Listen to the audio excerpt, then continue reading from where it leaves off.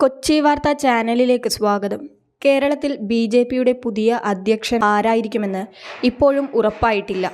നിരവധി ആളുകളുടെ പേരുകൾ ഉയർന്നു വരുന്നുണ്ടെങ്കിലും ഇതിലാരാകും പുതിയ അധ്യക്ഷനെന്ന് ഉടനെ തന്നെ അറിയുമെന്നാണ് റിപ്പോർട്ടുകൾ എത്തുന്നത്.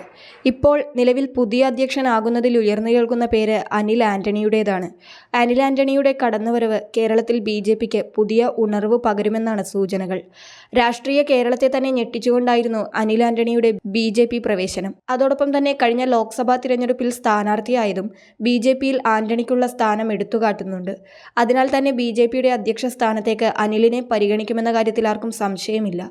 അദ്ദേഹത്തെ ഉടനെ തന്നെ സംസ്ഥാന പ്രസിഡന്റായി നിയമിക്കുമെന്നാണ് പല നേതാക്കളും പങ്കുവയ്ക്കുന്നത്. കെ സുരേന്ദ്രന് കേന്ദ്രത്തിൽ പുതിയ പദവിയും ലഭിക്കുമെന്നും ചിലർ പറയുന്നു. കെ സുരേന്ദ്രനെ രാജ്യസഭയിലേക്ക് എത്തിക്കുമെന്നാണ് നിലവിൽ ഉയർന്നു വരുന്നത്. എന്നാൽ ഇതിൽ ഇതുവരെ വ്യക്തത വന്നിട്ടില്ല.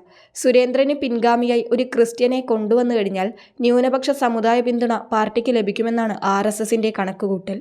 ബി.ജെ.പിയെ ഒരു വർഗീയ പാർട്ടിയായി ചിത്രീകരിക്കുന്നവർക്ക് ഒരു മറുപടിയെന്ന നിലയിലാണ് അവരുമായി ചേർന്നു പോകുവാൻ സാധ്യതയുള്ള ക്രൈസ്തവ സമൂഹത്തെ അടുപ്പിച്ചു നിർത്താൻ ആലോചിക്കുന്നത്. മുൻ IPS ഉദ്യോഗസ്ഥനായ ജേക്കബ് തോമസ്, മുൻ കേന്ദ്രമന്ത്രി രാജീവ് ചന്ദ്രശേഖർ, M.T. രമേശ് തുടങ്ങിയവരുടെ പേരും ബി.ജെ.പി അധ്യക്ഷ സ്ഥാനത്തേക്ക് ഉയർന്നു വരുന്നുണ്ട്. ഇതിൽ ആരാകും അടുത്ത ബി.ജെ.പി അധ്യക്ഷനെന്ന് പാർട്ടി തീരുമാനിക്കും. എന്തായാലും അധികം വൈകാതെ തന്നെ പുതിയ അധ്യക്ഷനെ തിരഞ്ഞെടുക്കുമെന്നാണ് സൂചനകൾ എത്തുന്നത്. കൂടുതൽ വാർത്താ അറിയിപ്പുകൾക്കായി കൊച്ചി വാർത്താ ചാനൽ സബ്സ്ക്രൈബ് ചെയ്യുക.